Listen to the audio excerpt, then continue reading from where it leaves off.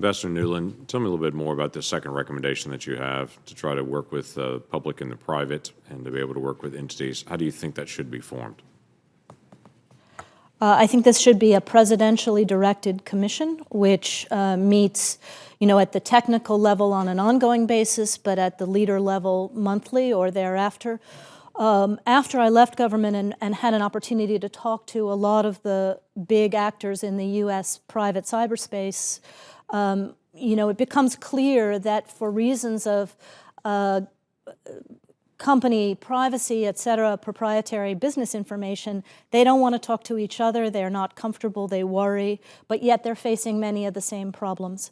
And they're also having conversations with the government about what they're seeing, but it's limited to cyber experts, and it's not integrated with policy, and often it wasn't getting to a high enough level. So when I say the companies knew some of what was going on their platforms in Russia, Ukraine, and Europe as early as 14, 15, those were the cyber specialists, but not necessarily the leaders of the company. So this would be ideally a safe space where companies could speak to each other, where they could speak to government, and where common campaigns of action, whether they are regulatory, legal, policy, can be formed, and where the companies can also say what kinds of protection they need from government if they're going to take bold moves.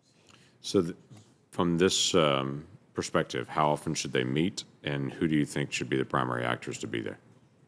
How often they should meet, I think, would be something we'd want to talk to both government and industry about. I would say that there should be an ongoing conversation, at least a virtual conversation at the working level.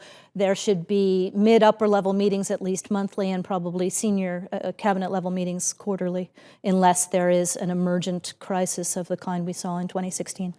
Who do you think should be at that table? Again, I would want to do more work with the companies on this and more work with government to get a better sense of it. But on the company side, I would want to see both cybersecurity experts and policy experts to make sure they're integrating. On the government side, the same. So it is our great frustration, as you know well, that we've worked with several of these social media platforms, and they saw things and were taking ads in that were election-related. They were aware of it and trying to figure out what to do with it, basically. They've now had some fairly significant changes in their policy. They're still trying to be able to address this, be able to figure out how to be able to monitor it, but obviously they saw it throughout the election as well. So why I'm pressing you on this is that's one aspect. There'll be others. That one's been tested. They're trying to be able to respond to it. There'll be others, and our imagination can take us into places where they could go next. What would you anticipate is the goal of this meeting time? Is it maintaining what we already have, or trying to imagine what could be coming in the cooperation and sharing? As you know, in the private sector, there's not a lot of cooperation and sharing between we're seeing this threat, are you? They typically see this threat and they're trying to figure out how to be able to manage it, the same as government did during 2015 and 16. I mean, obviously it's to do past forensics in order to inform future forensics and future policy. As I said in my opening, I think, Russia's done pretty well with this tool, but other actors are starting to get even better, notably including China. So let me back up a little bit on this, and this is for both of you, to use your imagination. Ambassador Newland, you know the Russians, you know that region extremely well. So as you talk about other actors leaning into this, whether it be nation states or whether it be just hacktivists that just want to be able to engage, or people have a political beef and they want to try to be able to affect this. For you, in particular with the Russians, and Mr. Daniel, in a broader setting, what do you think the Russians' next move is? Where do you think they're going next, based on what you've seen? I know you're not there all the time on it, but what do you think is the next move? Well, I think we're already seeing some of the moves on the Russian side. There's obviously the electoral target, but over the course of 2017 and 2018, they've had great success turbocharging their efforts to divide the U.S. on race, on issues of gun control, on any of the seams that stretch us. So, I think they will accelerate that.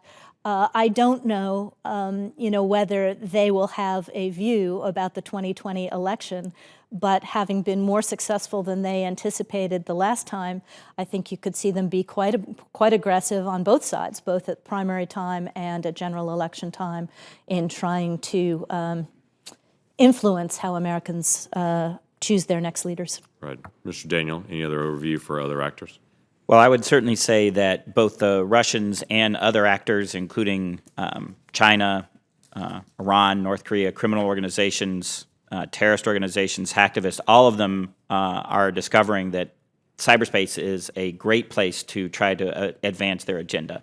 And we are seeing a proliferation of capabilities across the globe, and we should expect that to continue. Our adversaries are also going to get better at integrating their cyber capabilities with other aspects of their national power. The Russians are already quite far along in that, but the Chinese and others are not far behind.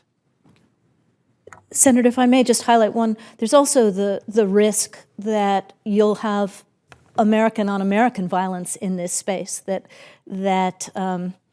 you know, if we don't put the right laws and regulatory policy in place, that it'll create a jungle in our own politics against each other. Right. Thank you. Thanks, Senator Lankford. If no member